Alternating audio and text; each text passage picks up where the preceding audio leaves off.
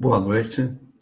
É com o maior prazer que eu estou hoje aqui no nosso encontro mensal para desenvolvermos esse nosso bate-papo sobre poesia e vida literária, né? Hoje, infelizmente, nós estamos, o meu companheiro, amigo e companheiro de percurso no canal do Proletariado, o Hamilton Faria, está com problemas de sinal, ele não está conseguindo entrar. Eu espero que no decorrer do programa ele consiga resolver para compartilhar com a gente as suas ideias e, claro, fazer as perguntas que ele tanto deseja fazer à nossa convidada, Beth Bright Alvim, né?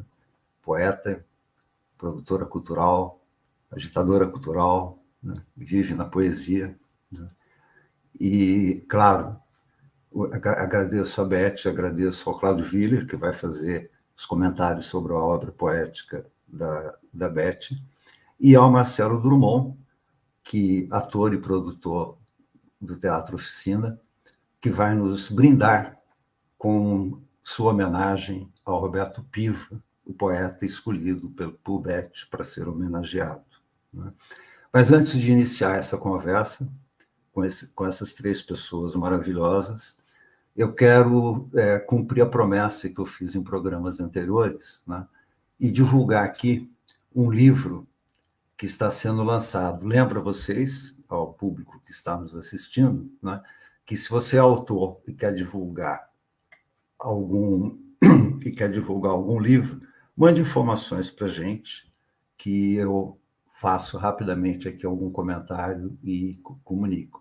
Esse livro, em particular, é um livro do Abel Coelho e do Elcio Fonseca, nossos parceiros aqui no canal do Proletariado, e eles estão nos convidando para esse lançamento, que vai ser agora no dia 5 de outubro, na terça-feira, na Vila Madalena, né? Se você está aqui em São Paulo, não perca. O livro eu tive o prazer de ler antes dele ser publicado. É um livro de poemas maravilhoso, porque eles juntam, eles se reencontram, não. Uma amizade de mais de 40 anos, eles resolveram pegar os poemas escritos décadas atrás e reescrevê-los, né? Então, vocês estão convidados. E agora eu quero chamar a nossa convidada, né, Beth Bright Alvim. Beth, boa noite. Prazer estar aqui com você. Muitíssimo obrigado por aceitar o nosso convite. Boa participar noite, dessa aventura poética e literária que a gente faz mensalmente. Sim, obrigada pelo convite. E eu queria começar, né, Beth, perguntando para você quem é a poeta Beth Bright Alvim.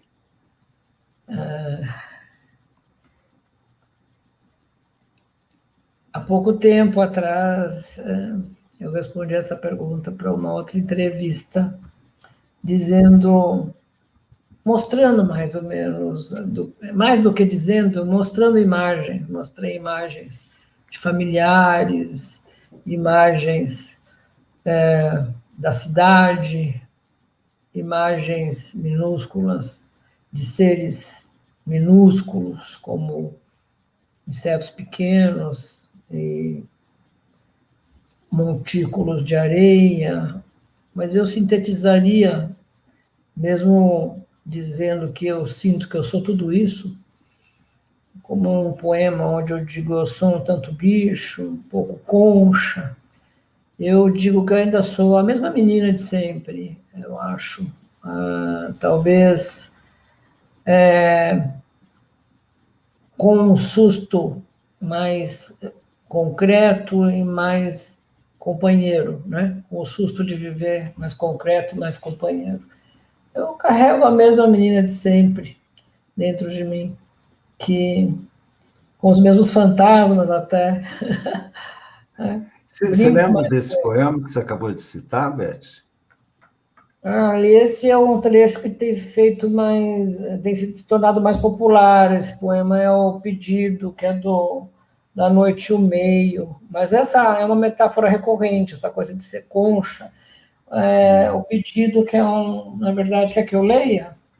Gostaria muito. Aliás, o nosso público vai adorar ouvir os seus poemas lidos por você. O Pedido da Noite e o Meio, que é de 2019, da editora Córrego, que eu tive o prazer de lançar com o Gabriel Koliniak, né, da Correo, que é um grande editor, o Gabriel Koliniak.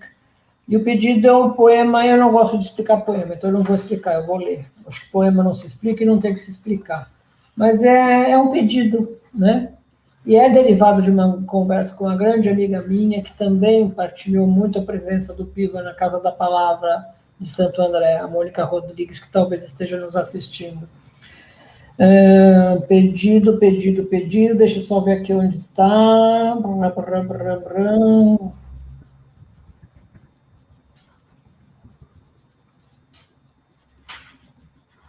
Pedido 28. Esse trecho eu acho especial, sabe? Esse que eu citei e uns outros. Até eles têm ficado mais na memória de alguns leitores, né? Pedido. Quando eu morrer, prestem bem atenção. Me peguem antes de eu me entregar de vez, um pouco antes. Botem minha cabeça repousada na grama ou na areia, meus olhos virados para o céu. Sabem que eu sou olhadeira de nuvens e que o azul me faz viajar. Sabem que eu sou meio bicho, um tanto concha, e tenho gosto pela mata, pelo mar. Preciso morrer, com as nuvens embalsamando minhas retinas, e o pipoco das estrelas, se for noite, ocupando o lugar oco dos apegos e da tristeza. Me deixem assim, esparramada sob o céu.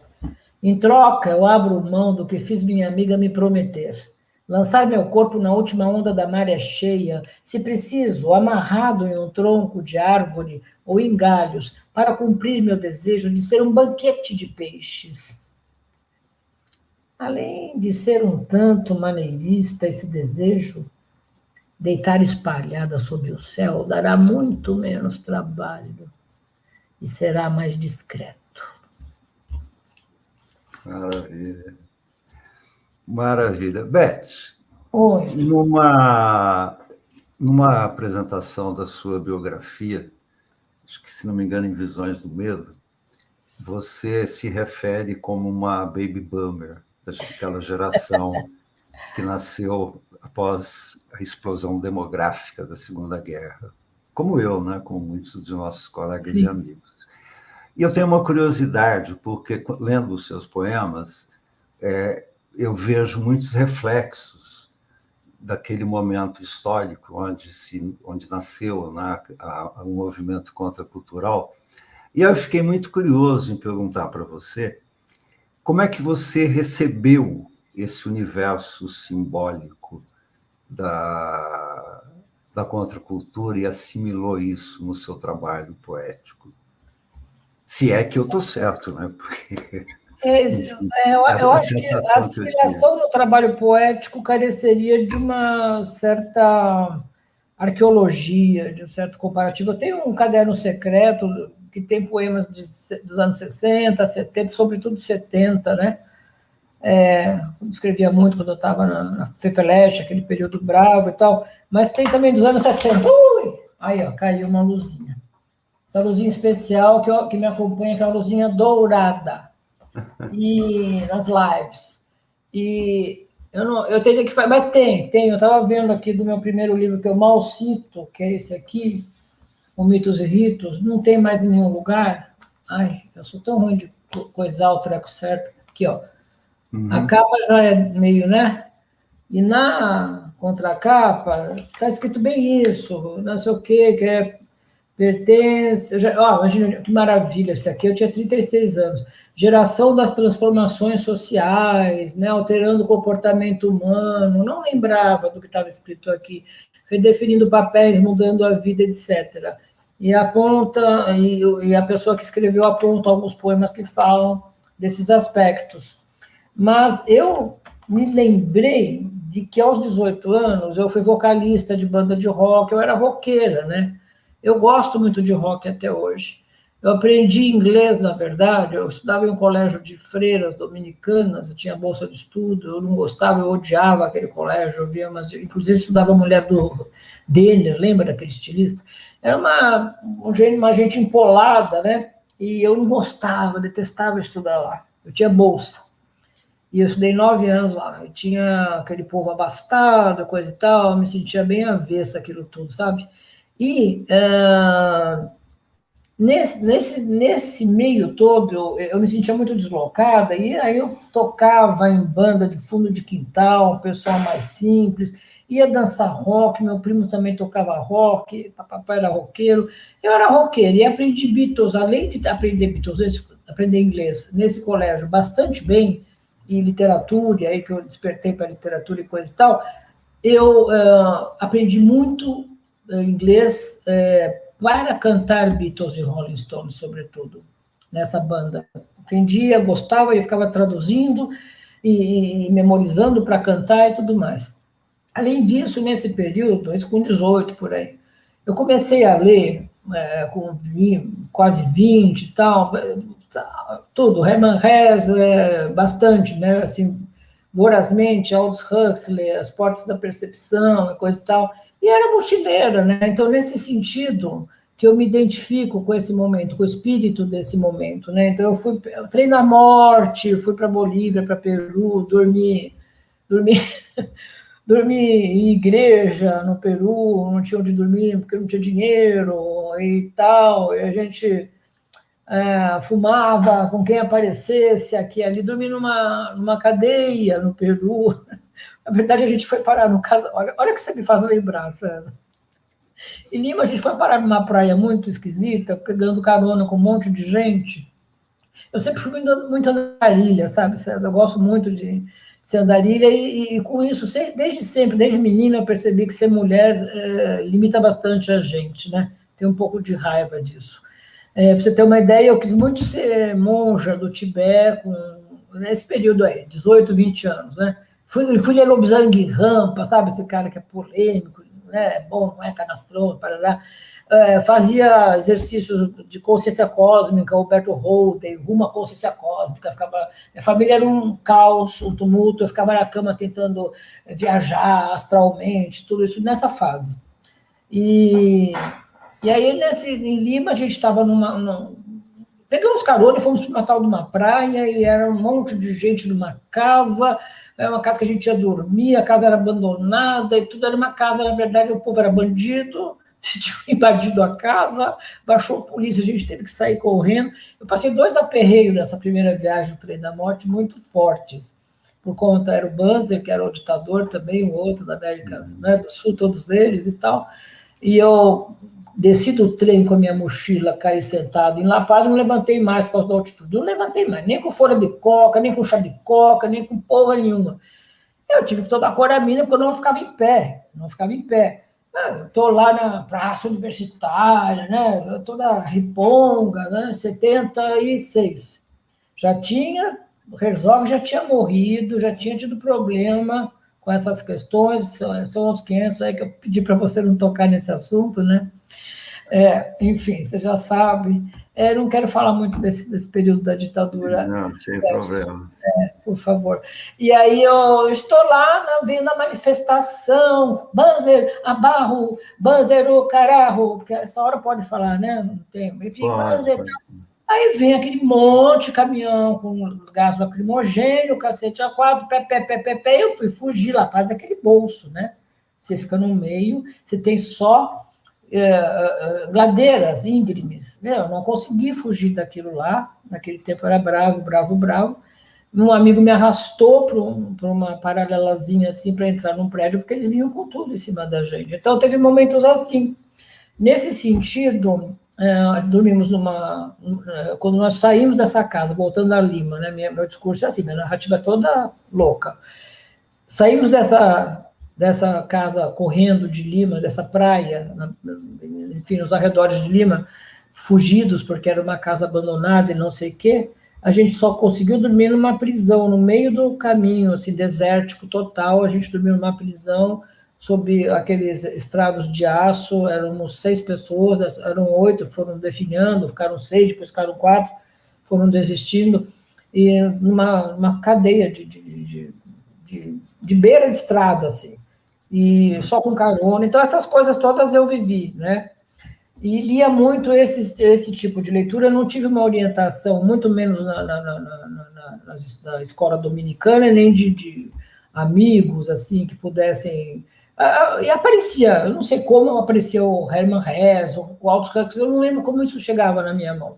Não era através de escola, nem muito dos roqueiros, meus amigos, não era isso, eu não lembro. Eu sei que chegavam e eu ia atrás. Quando eu li o primeiro Aldous Huxley na minha vida, que eu acho que não foi o Admirável, a Ilha, eu acho que não foi a Ilha o primeiro, que eu sou apaixonada pela Ilha.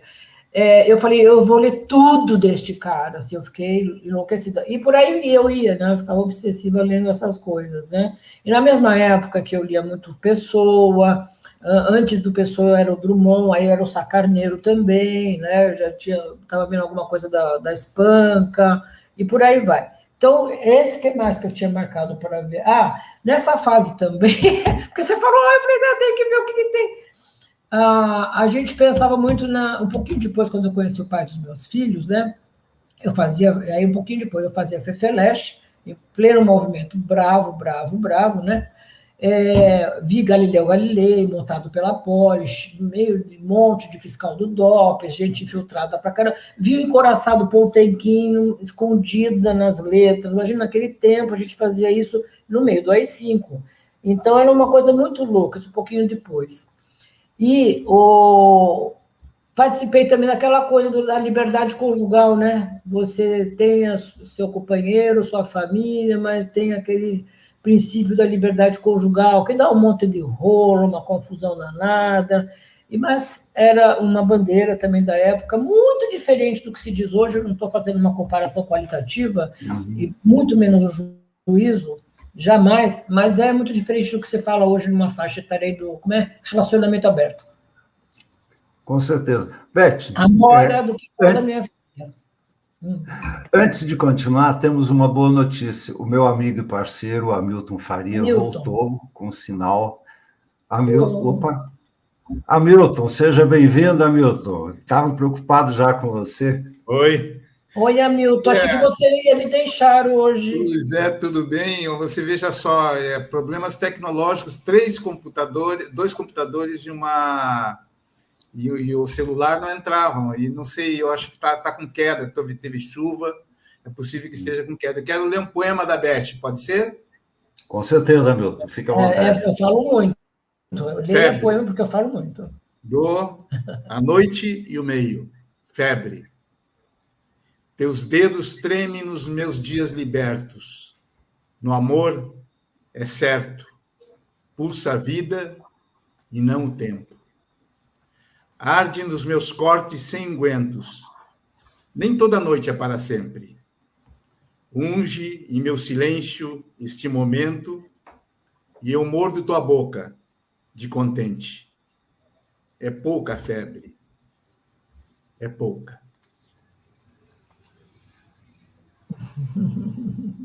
Muito bom. Que bom, eu tenho pouca intimidade com esse poema. O que é? Eu tenho pouca intimidade com muitos poemas meus. Eu publico, não leio mais.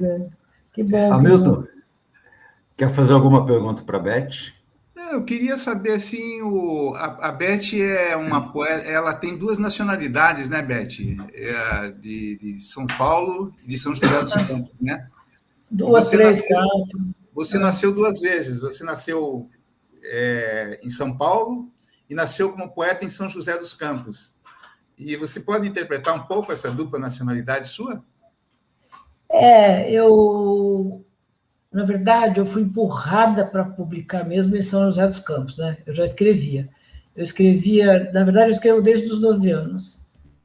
Por isso, eu vou até fazer uma propaganda à parte aí. Tem uma pessoa que eu conheci em 2019, o Daniel Carreira, é um grande músico e eu tenho feito umas performances com ele com a Orquestra Espio, vocês devem ter visto alguns. e eu tenho tido uma experiência incrível com o Daniel Carreiro, eu agradeço muito a ele. E ele quer comemorar meus 50 anos de poesia em 2022. Ele tem feito projetos lindíssimos para que isso aconteça. O Willer é um convidado para estar nesse projeto, e porque o Willer, tem como, é o Willer, né? O Willer que conhece meu trabalho assim, e minha vida, poética e vida, é o Willer. Então, eu tenho que pedir para o Willer essas coisas, convidar o Willer sempre. E então, só estou dizendo isso porque ele fala que eu vou fazer 50 anos de poesia, e nem eu sabia. E, na verdade, eu escrevo desde os 12 anos de idade. Desde os 12 anos de idade, eu me lembro que eu escrevi o primeiro poema. Né? Não era poema, nada, coisa horrorosa, mas eu escrevi o primeiro poema aos 12 anos. Então, em São José dos Campos, eu tenho esse caderno secreto, como eu citei antes do Hamilton chegar, que tem poemas de 60, 70, coisa e tal, é meu caderno secreto. E em São José dos Campos eu conheci Dailor Varela, fundador do Poema Processo, muitos de vocês já devem ter ouvido falar, uma pessoa maravilhosa, pai da Malu Porini, que deve estar nos assistindo, uma grande poeta também, e a Dirce Araújo, então companheira do Dailor Varela, alguns outros, mas sobretudo os dois, me incentivaram muito a publicar. E eu sou muito autocrítica, né? Eu sempre cito o que o Ratum sempre me disse: não tenha pressa em publicar, eu demoro um monte de tempo para publicar, eu autocritico, eu analiso. Agora eu parei com isso. Eu publiquei o penúltimo em 2018 e o último em 2019. Mas São José dos Campos me fez ter atitude de poeta, que foi assim recrudescida mesmo com a experiência que eu tive em Diadema e Santo André. Tanto que meu mestrado, a banca, o Willer faz parte da banca, meu mestrado é por uma atitude poética para o mundo contemporâneo, porque a minha descoberta como ser poético aconteceu assim, é até difícil, né, de traduzir, mas até ontologicamente, vivenciando a poesia no outro e me retroalimentando dessa poesia. Em São José dos Campos, como o Hamilton está citando, bem lembrado, né? Comecei a publicar e ser respeitada poeticamente em São José dos Campos, e em São Paulo, que quando eu voltei, depois de 20 anos em São José dos Campos, eu fiquei muito espantada, porque eu fui abraçada como um poeta, assim, imediatamente, reconhecida, sabe? Olha, encontrando pessoas e dizendo poeta, aí eu virei poeta mesmo. Por isso que eu voltei para o Sesc para ser poeta, para ser só poeta. Trabalhar com poetas, sabe? Ô, Roberto, Aquela fase de pintando poetas já foi bastante coisa. Né?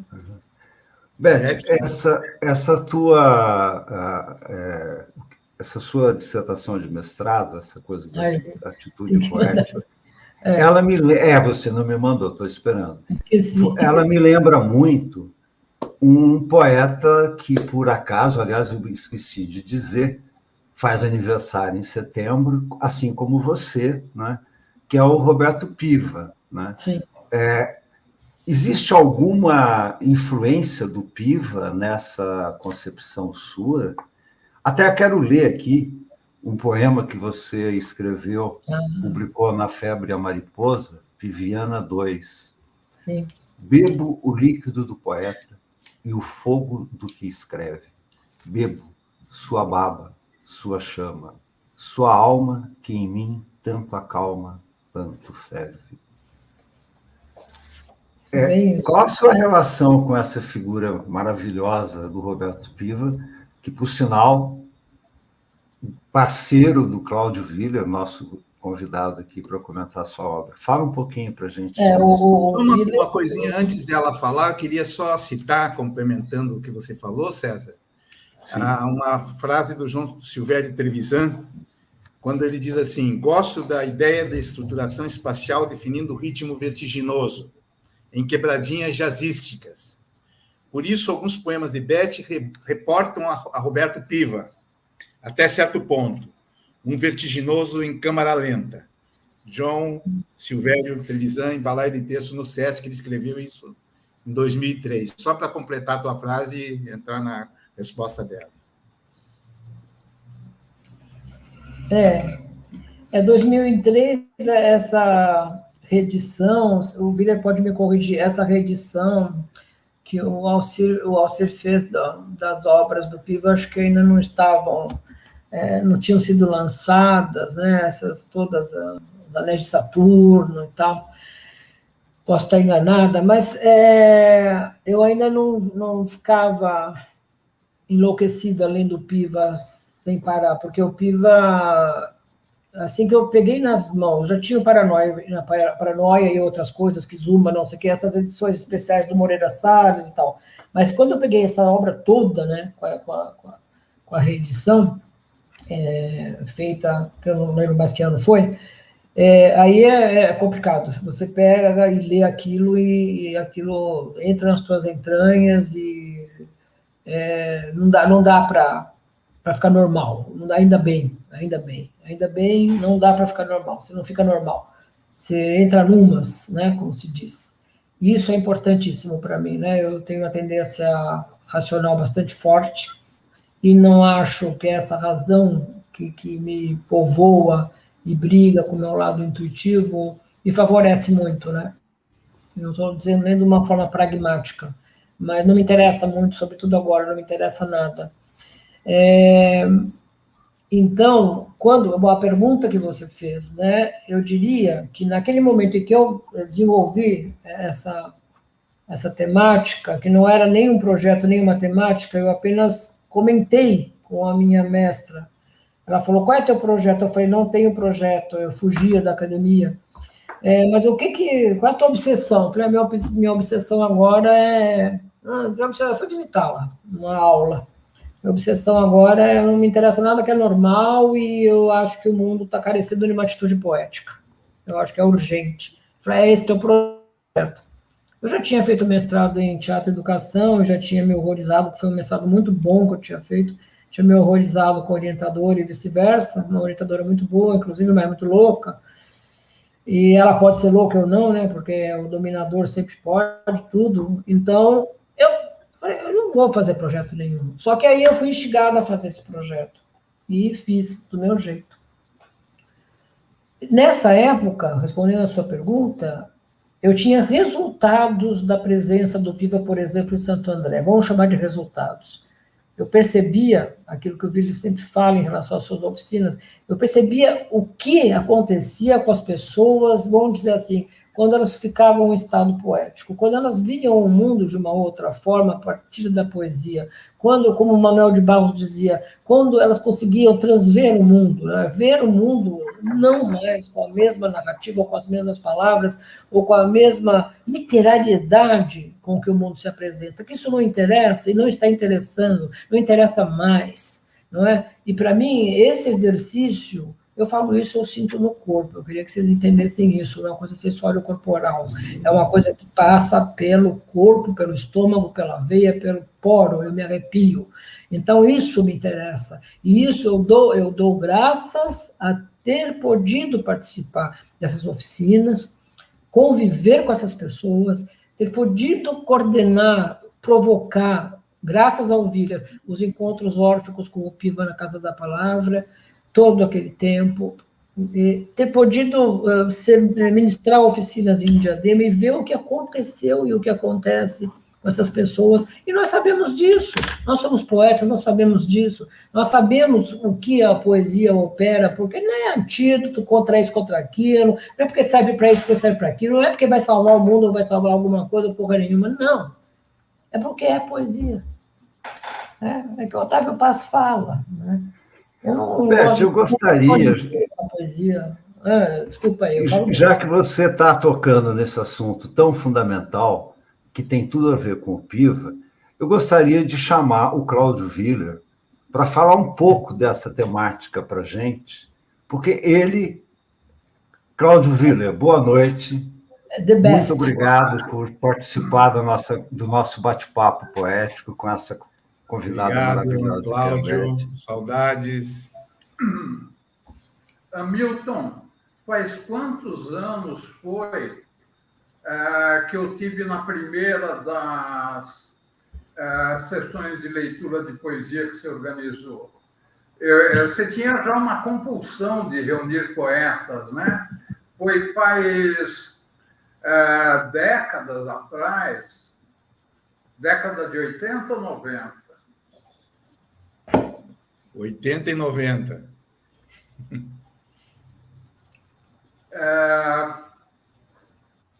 Eu acho interessante essa dimensão da sociabilidade da poesia, não é? Dos poetas que são interlocutores de outros poetas. Um mestre nisso, sem dúvida, foi o Roberto Piva. Eu estava me lembrando da quantidade de gente boa que eu conheci através do Piva, né? A gente chegou até a formar um grupo, uma espécie de confraria, mas tinha o De Franceschi, o Rodrigo Diaro, Willer conhecia um perfeito beatnik, Rodrigo Diaro, o Regasten, o Raul Ficker, o Roberto Bicelli, né? O Bicelli tem mais quilometragem de Piva do que eu, inclusive, né? E o Sérgio Lima, é claro, que também fez parte, enfim, foi se formando. Raul Ficker eu mencionei, né? Foi se formando um grupo muito devido à propensão do Piva de apresentar pessoas de gente boa, né? Isso foi muito bom, quer dizer, interlocução é a leitura mais importante. E aí o Piva também foi uma fonte inesgotável. Willer, achei Liberté o Lamour, de Robert Desnois. Willer, vai na livraria Cultura, que eu reservei para você, o História da Filosofia Oculta, do Alexandrian. E por aí fora, né? Foram décadas de boas indicações bibliográficas. O que acontecia comigo é que essas ótimas dicas, Willer tem um livro bom que você precisa ler, O Arco e a Lira, do Otávio Paz, só para vocês terem uma ideia. O Arco e a Lira eu li na edição mexicana. E o Eros e Civilização, do Herbert Marcuse, eu li na edição Gallimard. E o livro seguinte dele, o Ensaio sobre Hegel e Marx, Razão e Revolução, eu achei numa edição italiana, Ragione e Rivoluzione, ou seja, o Piva era capaz de achar autores dos quais ninguém estava sabendo, né? Culminando, é evidente que aí nós já estávamos interessados e eu já tinha lido On the Road e outras obras e tal, com a pilha Beat, não é? Que teve um efeito de um terremoto, eu acho, sobre a própria criação poética dele. Então, esse aspecto agregador e disseminador de informações do Piva, e que está presente também no que ele escreve, né? O intertexto dele, a quantidade de alusões a outros poetas é constante, né? É algo que eu acho que deve ser comentado, né? Quer dizer, ele não era apenas bom poeta e bom leitor. Ele era muito agregador, às vezes também era desagregador, não é? Teve alguns episódios antológicos protagonizados por ele, mas ele tinha essa coisa de chamar, de atrair pessoas, não é?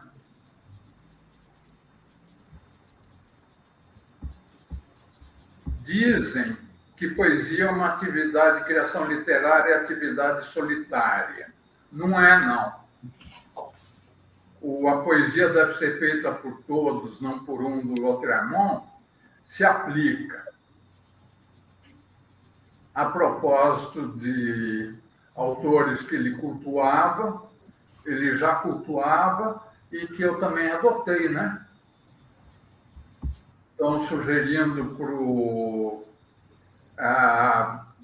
meu próximo curso ser sobre Lautréamont, quem sabe? Eu estou com vontade de dar um novo curso sobre Rimbaud. Agora, a Beth, ela é uma autora da interlocução, né? Ela atrai poetas. Eu lembro que minha primeira vez de São José, para ser jurado em concurso, se não me falha, já convidado pela Beth, eu premiei o Dailor Varela, né? O que mostra que eu tenho um taco bom como julgador de poemas, não é?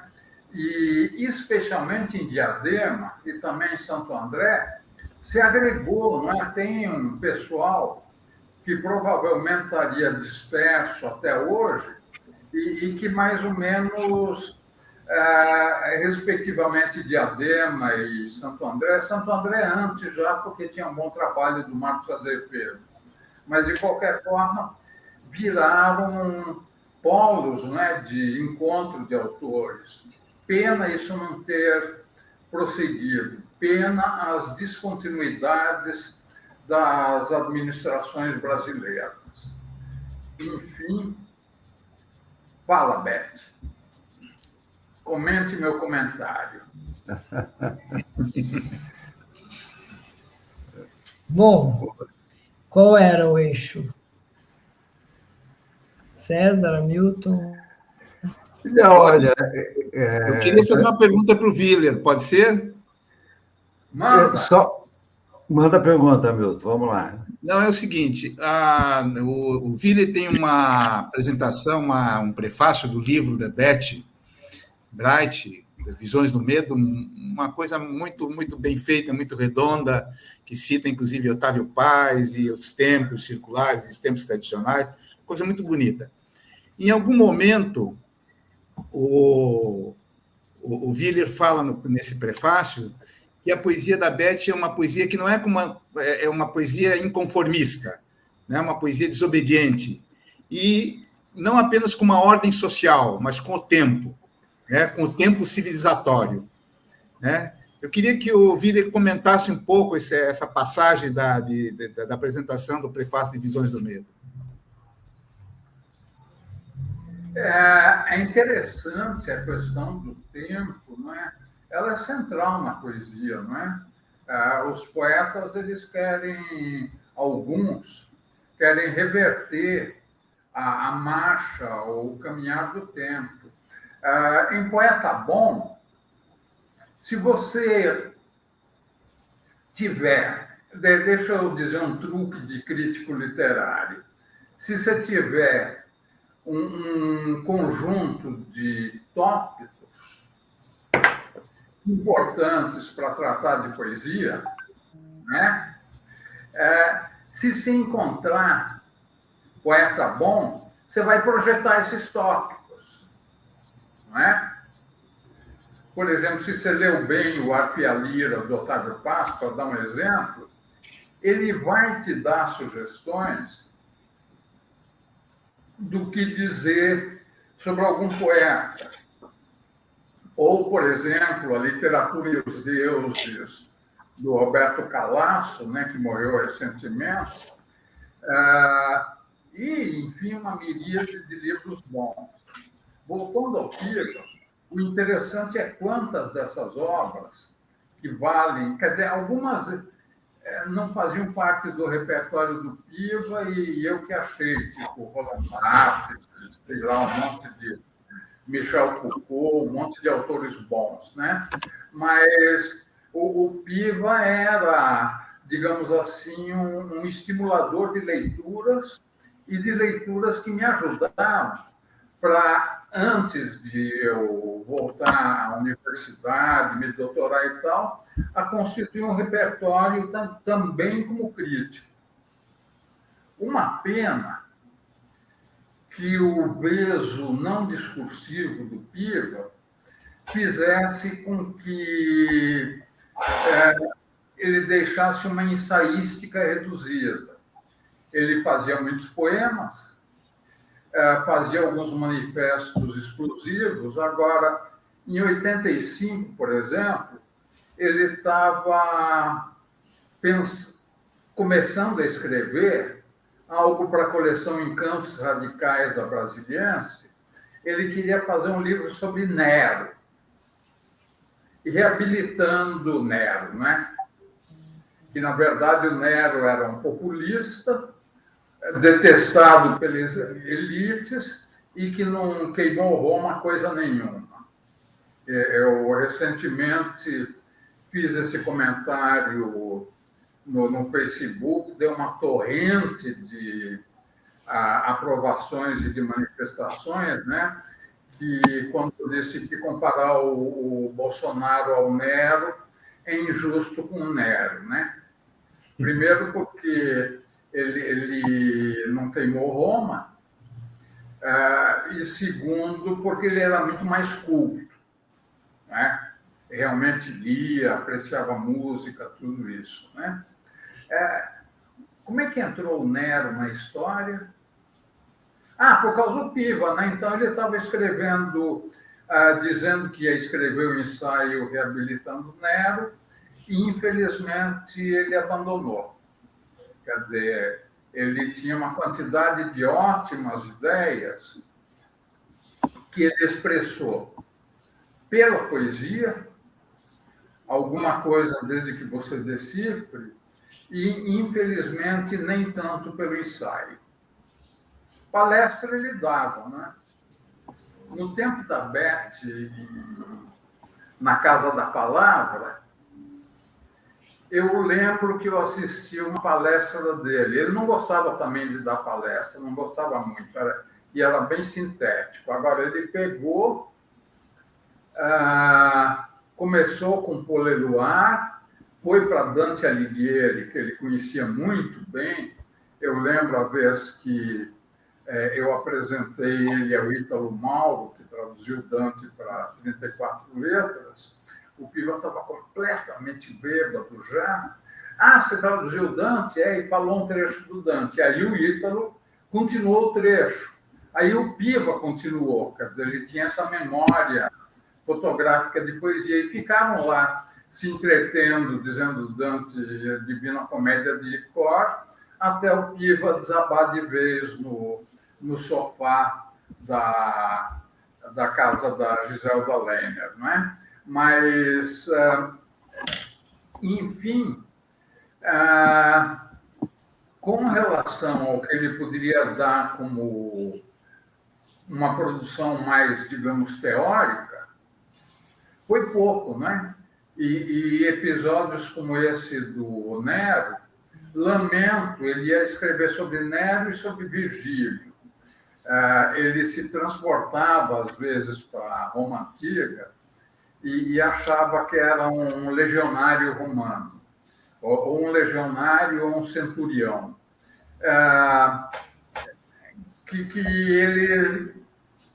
Que ficasse só para quem ouvia ele. Por exemplo, essa vez em Santo André, que ele começou pela ideia de imagem poética do Paul Éluard, desguiou para Dante Alighieri, não é?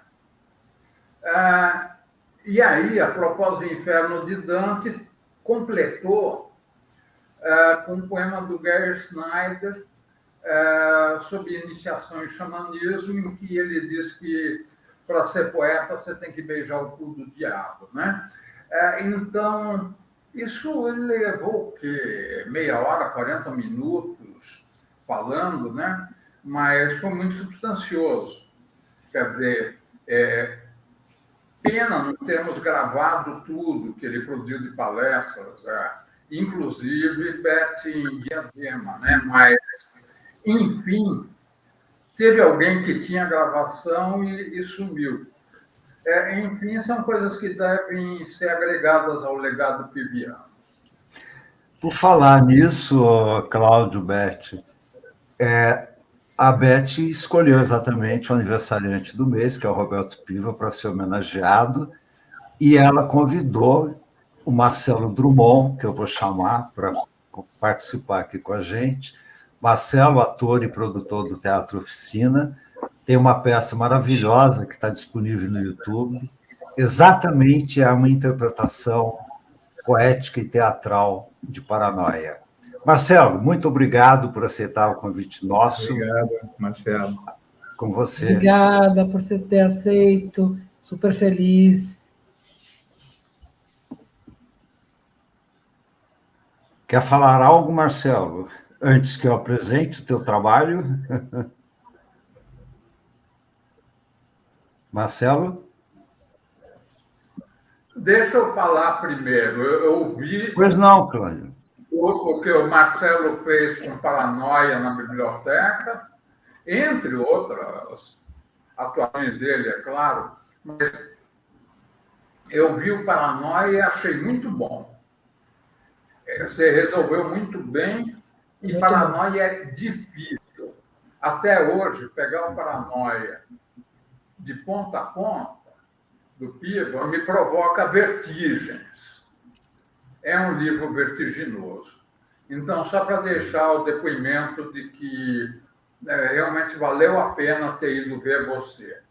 Entre outras ocasiões bacantes e tal, que eu também te vi. Infelizmente, o Marcelo Drummond caiu. O sinal dele deve ter derrubado ele não está mais na sala. De qualquer maneira, ele deixou um trecho do Paranoia. Eu vou exibir esse trecho em homenagem ao Roberto Piva e na expectativa de que ele volte até o final do vídeo.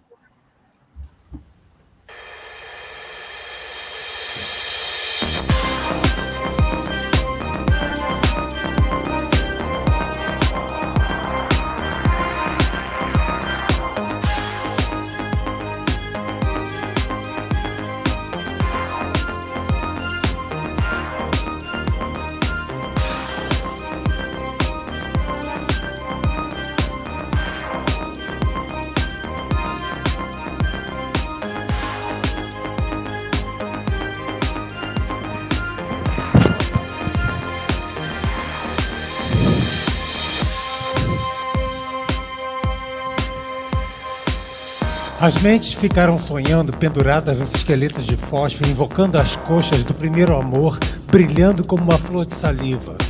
O frio dos lábios verdes deixou uma marca azul clara debaixo do pálido maxilar, desesperadamente fechado sobre seu mágico vazio.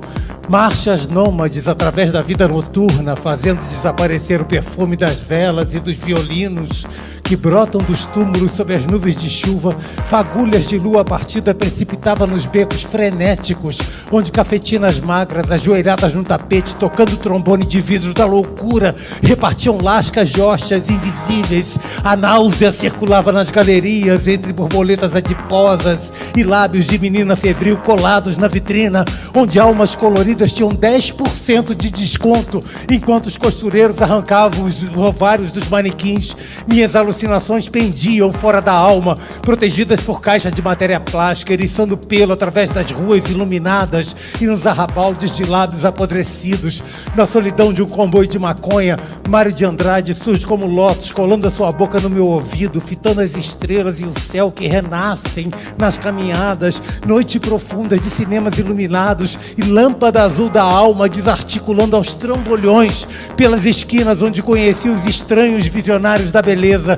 Já é quinta-feira na Avenida Rio Branco, onde o enxame de arpias vacilava com os cabelos presos nos luminosos, e minha imaginação gritava no perpétuo impulso dos corpos encerrados pela noite. Os banqueiros mandam aos comissários lindas caixas azuis de excrementos secos, enquanto 1 milhão de anjos em cólera gritam nas assembleias de cinzas: ó cidades de lábios tristes e trêmulos, onde encontrar asilo em tua face. No espaço de uma tarde, os moluscos engoliram as suas mãos na sua vida de camomila, nas vielas onde meninos dão o cu e jogam malha, e os papagaios morrem de tédio nas cozinhas engorduradas. A bolsa de valores e os fonógrafos pintaram seus lábios com urtiga sob o chapéu de prata do ditador Tacar. canho e o ferro e a borracha verteram monstros inconcebíveis ao sudoeste do teu sonho. Uma dúzia de anjos de pijama urinam com transporte em silêncio nos telefones, nas portas, nos capachos das catedrais sem Deus. Imensos telegramas moribundos trocam entre si abraços e condolências,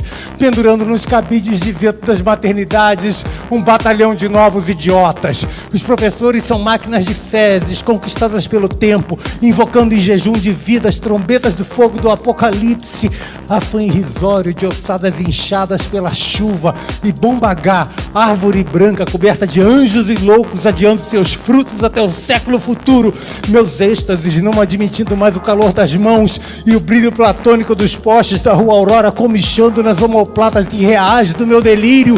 A arte culinária ensinada nos apopléticos vagões da seriedade por 15 mil perdidas almas sem rosto, destriçando barrigas de adolescentes numa apoteose de intestinos, porres acabando lentamente nas alamedas de mendigos perdidos, esperando a sangria de urna, de olhos fundos e neblina enrolada na voz exaurida na distância, cus de granitos destruídos com um estardalhaço nos subúrbios demoníacos pelo cometa sem fé, meditando beatamente nos púlpitos agonizantes. Minhas tristezas quilometradas pela sensível persiana semiaberta da pureza estagnada, e gargarejo de amêndoas emocionantes nas palavras cruzadas no olhar. As névoas enganadoras das maravilhas consumidas sob o arco-íris de Orfeu amortalhado despejavam 1 milhão de crianças atrás das portas sofrendo. Nos espelhos, meninas desarticuladas pelos mitos recém-nascidos vagabundeavam, acompanhadas pelas pombas a serem fuzilados pelo veneno da noite no coração seco do amor solar. Meu pequeno Dostoiévski, no último corrimão de ciclone de almofadas furadas, derrama sua cabeça e sua barba como enxoval noturno, estende-a até o mar. No exílio, onde padeço angústia, os muros invadem a minha memória atirada no abismo. Meus olhos, meus manuscritos, meus amores pulam no caos. Congelado, eu não sei se está tudo congelado ou só eu. Que maravilha. Hamilton, Será? olha, durante a exibição do vídeo, para mim foi normal, eu espero, vamos ver se tem algum comentário aqui do pessoal. Nossa Senhora, que coisa mais... Olha, não há nenhum... Pelo visto, rodou. O problema é que o Cláudio Willer caiu. Ele saiu da sala. Deixa Marcelo, explica para a gente. Eu estou na sala. Você está na sala, Marcelo. Está na tela. Gente, que coisa mais fantástica, maravilhosa. Estou extasiada. Que pauleira, não é? Nossa, pauleira. Eu fiquei vendo aqui, eu fui ficando assim meio tomado, meio... É lindo. Uma pauleira, né? Lâmina. Eu já fiquei revirada. No Lâmina eu fiquei revirada. Gente, eu quero ser só. É demais, né? Olha, você sabe que eu vou fazendo, quando eu faço paranoia, eu vou fazendo, eu termino muito maluco. Não, é demais. Eu não sei, eu não aguento. Acho que cruzou, né? Eu fico quieta mesmo, sabe? Eu baixo a cabeça, deixo o Bruno falar o que ele quiser, para mim tá tudo bem, sabe? Não quer falar de mim, não fala, eu tô nem aí, sabe? Tá bom. Olha, eu acabei de receber uma mensagem. Eu quero louvar o que tem que ser louvado, sabe? Eu acho que não dá para ficar sabe? Muito lero-lero, sabe? Não dá. Tá bem, eu acho que muita gente gosta dos meus trabalhos, mas piva é piva, né, gente? Eu podia ter escolhido muito, sabe? Uma pessoinha assim, um poema, um poeta, uma poeta, mas é piva. Piva tem que ser ouvido, piva tem que ser falado, piva tem que ser lembrado. É aniversário dela, o Drummond aceitou.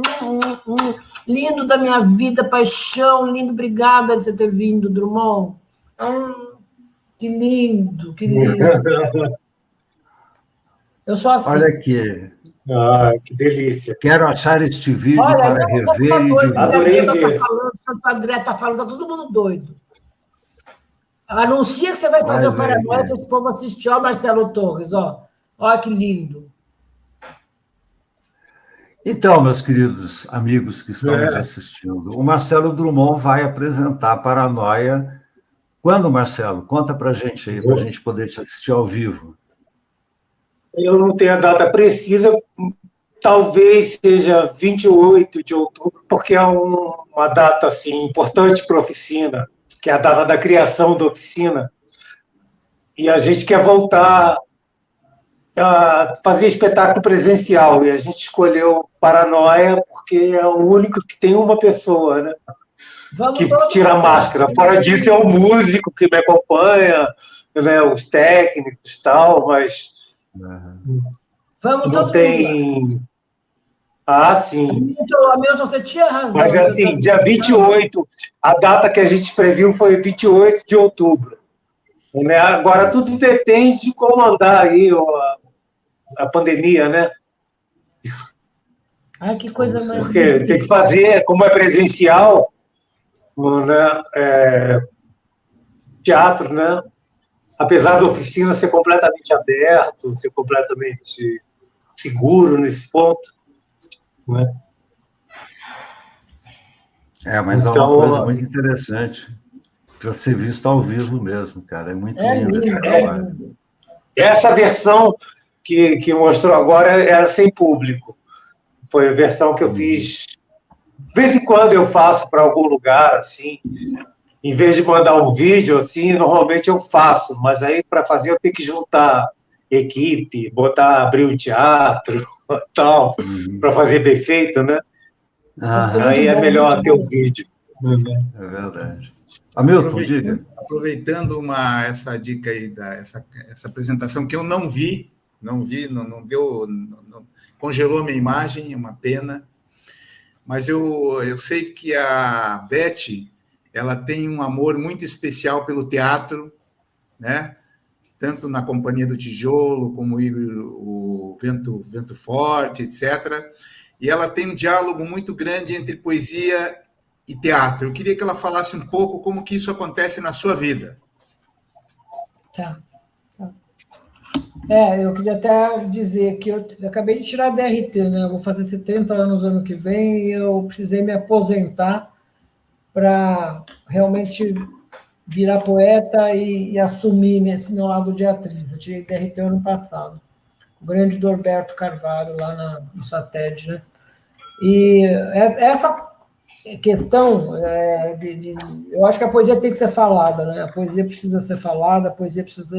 Eu já disse aqui há pouco tempo, a poesia tem que estar na veia, tem que passar por uma questão sensório-corporal, ela tem que ser sentida no corpo, ela é sentida no corpo, e no papel isso é um pouco limitado. E quando a gente fala poesia, quando a gente ouve, vê isso, por exemplo, que a gente viu agora, a experiência é outra. Realmente a dimensão é outra. Então, quando eu estava para me aposentar, eu me impus memorizar meus poemas e começar a falá-los em saraus de uma forma mais dramatizada. Não dirigida, não ensaiada, mas sentida, como eu disse, sensório-corporalmente. E já tinha feito os trabalhos, eu tinha dirigido os trabalhos do Zeno Wild, que o Marcelo deve lembrar do Zeno Wild, eu tinha trabalhado um período com o Ademar Guerra, em São José dos Campos, que foi um privilégio que eu tive, que foi diretor do Hair, né? Marrassad, Missa Leiga. O pouco tempo que eu convivi com o Ademar, ele faleceu logo depois, eu digo sempre, eu aprendi mais do que 20 anos de vida, o teatro dá saltos na vida da gente, em termos de aprendizado, né? Quando você faz teatro, você aprende muito, né? Então, eu acho o teatro uma das artes, assim, das mais, eu acho a mais completa e a mais revolucionária, no sentido lato da palavra mesmo, né?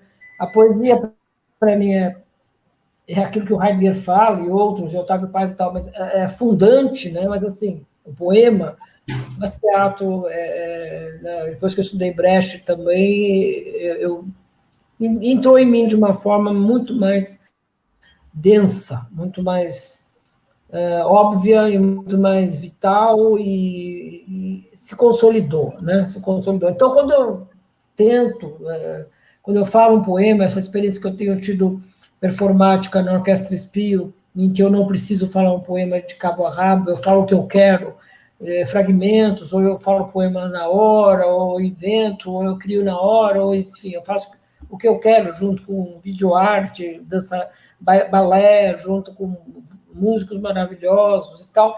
É uma experiência poética extremamente importante e dramatizada à medida que o meu corpo responde como ele quiser responder, né? Então, essa junção, para mim, é uma retomada da origem mesmo da poesia, né? Como ela era, e que um pouco mais sagrada, né? E também é uma necessidade minha mesmo desse estado, dessa atitude poética, e um grande desafio, e tenho me sentido muito mais íntegra, né? Muito mais íntegra comigo mesma, né? Tentar superar todas as barreiras possíveis e todos os limites. Eu acho que limite tem que ser quebrado, né? Tem que ser quebrado o limite, qualquer que seja. É meio isso, né? Beth, Oi. rodapé. Inventa o mar para ver se a dor não tem saída. Uma bobagemzinha. Você gosta desse treco, né? A febre e a mariposa. Eu aproveito para perguntar para a Beth, a dor tem saída, Beth? A dor tem saída? Ou tem que se transformar, ou tem que esperar ser um bruxo, como você gostaria de ser? Uma bruxa? Não, segundo o Viller, eu sou bruxa. Eu fiquei contente quando ele já me... No Visões do Medo eu estava a caminho de ser, e aqui na Noite e Meia eu já me tornei, segundo as coisas espirituais que eu tenho... não tenho mexido, eu tenho ido para questões de tratamento mesmo, eu sou mesmo, né? E isso são retomadas com ancestralidades, né? Não ter praticado nada, mas minha intuição e as visões e tudo mais, isso tem fluído bem, e eu lembro que minha tia-avó era curandeira, aí você vai lembrando os trecos, né? Pena que tudo era meio tarde na minha vida, mas também não é pena nenhuma. Eu acho que a palavra, aquela coisa do Rambo, você mexer com a palavra é uma bruxaria, né? Não tem como, né? Não tem como não ser. Você mexe com outras esferas, você mexe com outros enunciados, com outras misturas, né? Que vão dar outras coisas. Eu vou ler um poema que eu gravei para o Sarau da Maria, que eu não sei de onde saiu aquilo lá, e tem muita coisa que eu escrevo que eu não sei de onde sai. E eu acho interessante. Posso pegar qualquer um aqui, mas tem uns que eu falo assim, caramba, o que é isso aqui? E é muito fantástico, porque essa surpresa, né, de vozes, de coisas que vêm, não sei de onde, eu acho que nos mostram, né, que a gente está fruto da modernidade, vivendo num enquadramento que não está mais, né, há algum tempo já. Embora haja toda uma possibilidade de ampliação de tudo, né, com esse mundo altamente informatizado para alguns, né, altamente tecnológico e evoluído para uma grande minoria. É um poema fora do eixo, ou vício é rima. Tem tempo, né? Eu não estou nem olhando o tempo. Tem tempo, pode falar. Tudo anoitece. É da Febre da Mariposa. Tudo anoitece. O bico da lua baba sobre o mar de cal, como faca afiada de prata, lambe bastante bem, escorre quase letal. Nem um tris e o mundo se sacode, aí o bicho come. Mas não é rude, nem faz mal. Uma curva reflete meu sangue nas lentes do fim de tudo. Uma rosa de limbo desliza num canivete fundo, presa a um galope de anjo ou desfeita em golpe de nibelungo. Eu, ao menos, deliro. Assim, num arranjo de suspiros. Enquanto a noite bebe os telhados do inferno e a morte cega os faróis do que é plausível e certo, eu navego lendas das barbatanas de Xangô e Netuno, nas danças negras, mergulho em nuvens de água e sol, e minha febre esfrego na saliva de girassóis. e desloco minha ânsia de sentir para antes do não sei. Não sei. Não sei. Não sei o que acalma. Não sei. Não sei onde a alma. Não sei. Não sei onde dói.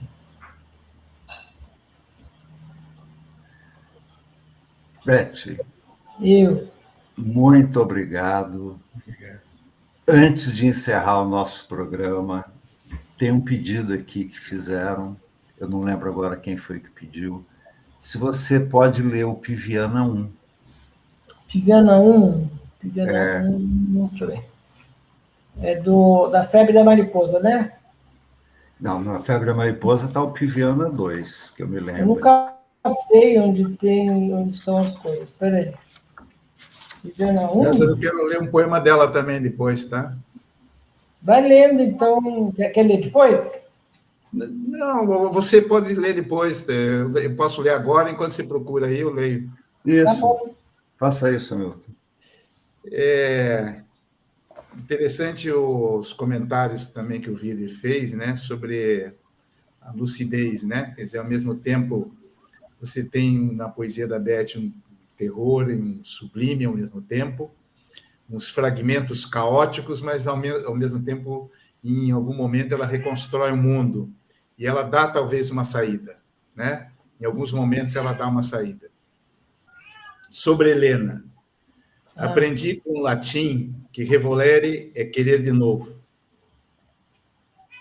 Daí dos sofreres aprendi a revolução, que só nasce de um tremendo querer. E querer de novo. Aprendi com minha mãe, que nem imaginava o que era latim, é reamar. Amar de novo e de novo. Porque só quem reama consegue resistir. Palavra que, com certeza, lá no mundo do latim, quer dizer existir de novo. Foi assim que entendi o mistério da ressurreição. Esse livro é mais do teu jeito, né, Milton? Esse livro não é tanta facada e tanto sangue. Eu pergunto para a pessoa onde está o Piviana 1, porque eu não sei.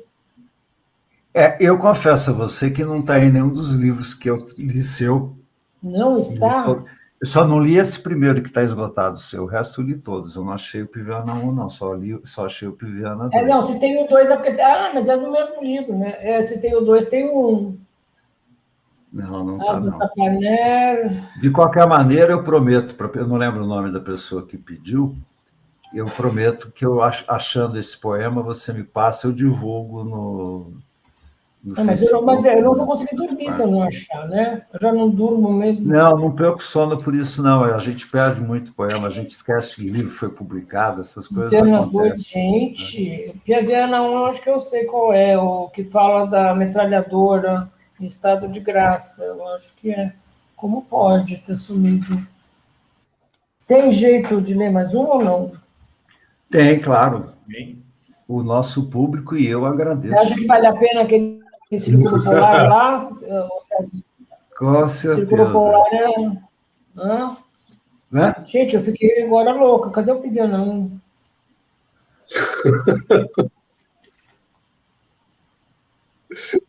Piviana 2.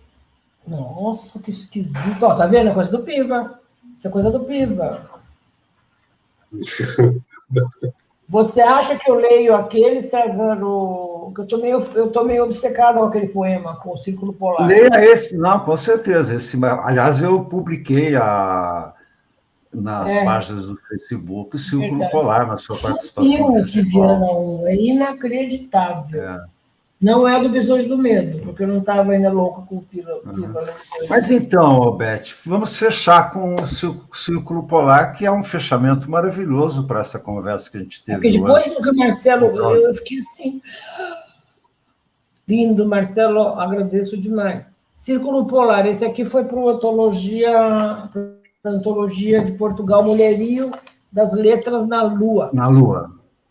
Círculo Polar. Aos 45 graus, de um salto, arranco lascas do meu couro derretido em ácido e, com os pés em carne viva, chuto o lixo das esquinas de São Paulo bem alto, até cobrir a torre da catedral e, de longe, saco uma foto do topo da bela dama que tem o ar de uma senhora medieva com o seu chapéu à la Coco Chanel. O lixo de São Paulo. Mas são apenas restos, sujeira, excreção. Apenas o cocô em zoom, os respingos da cultura ocidental pintarrolando as bordas dos pratos brancos do que sentam à mesa e arrebitam o charme de Buñuel na ponta dos seus narizes pontiagudos de cristais de neve ácida e mal escondem seu esgar de cera diante de tudo que não brilha e não é branco como a lua. Então eu rio e choro, rio e choro, rio e choro, rio e choro, e grunho minha solidão nos buracos das bocas de lobo ardendo em febre. E toco gasolina em umas faíscas de um cano de prata, até meu coração arder no fogo do inferno em praça pública. E cavo 7 palmos debruçada no cimento coberto de merda e rachaduras, de um concerto mal feito, de onde saltam pontas de estrela, feito pulgas famintas, um estandarte de tangerina, uma dançarina de cabaré antigo, um ombro direito pisoteado pela Madame Clessy, um espadachim seminu que sempre desce a Rua da Consolação, o terceirizado, nem aí com o serviço largado, coçando o saco bem na cara do corre do centro, o pipoqueiro do teatro que morreu de corona, o sem teto, sem buraco, sem cobertor, sem prato, sem papel higiênico, sem água, sem 2 metros de distância, sem vacina, sem nada. E eu corro e me afundo na areia revirada da represa imunda e deliro, atrás de ciscos e lascas de conchas de 1000 anos, e me afogo até esquecer.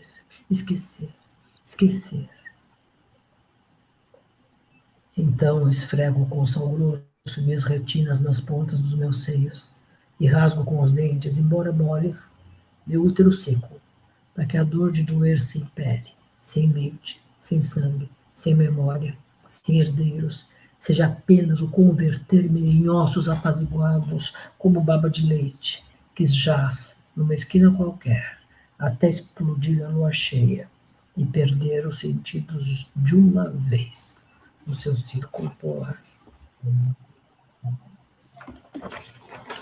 Muito obrigado. Eu que agradeço. Bom, Obrigado, Ed. Chegamos Muito ao final do nosso parabéns. programa. Agradeço a presença do Marcelo, que aceitou esse convite, agradeço a presença da Beth, Eu que agradeço. agradeço a presença do Cláudio Willer. Infelizmente, o sinal dele caiu, acabou de me mandar uma mensagem pelo WhatsApp dizendo que a conexão está realmente ruim, coisas que, aos poucos, a gente vai assimilando os defeitos da internet, né? Quero lembrar ao nosso público da importância de se subscreverem no nosso canal, acionar o lembrete, porque assim vocês colaboram não só com a divulgação do canal, mas também com a divulgação da poesia e dessas conversas que a gente tem aqui tido ao longo desse ano e 2 meses, né, Milton, que a gente tem tido com vocês. É sempre maravilhoso, para mim, uma verdadeira escola de poesia. Muitíssimo obrigado. Também agradeço muito, Marcelo, de novo, Willer, Hamilton, César. Foi um privilégio estar com vocês mais esta noite. Beth, é uma alegria também estar aqui com você, com o Drummond, com o Willer, com o César. E é uma pena que eu não deu nem para assistir a parte do Marcelo, que eu quero ver ao vivo depois. Né? Precisa ser vista. Marcelo. Muito lindo. E eu tinha tantas outras coisas para comentar do seu rico trabalho, da sua experiência com jovens poetas, o que você aprendeu, o que você passou, o que você recebeu, como que isso influenciou na sua formação, e muitas outras perguntas, mas a coisa não se encerra por aí, e eu acho que em algum outro momento a gente pode conversar melhor sobre essas sim. Sobre alguns aspectos assim da tua poesia que são muito importantes, eu acho que hoje. Será um prazer, Hamilton. É ótimo para o poeta, né? Alguém gostar de falar da poesia dele, né? Muito bom, né? Legal. Eu agradeço, estou aí, estou à disposição, tá bom? Muito obrigado, então, gente. Até a próxima. Obrigado a todos que Obrigado. assistiram. Tchau, beijão.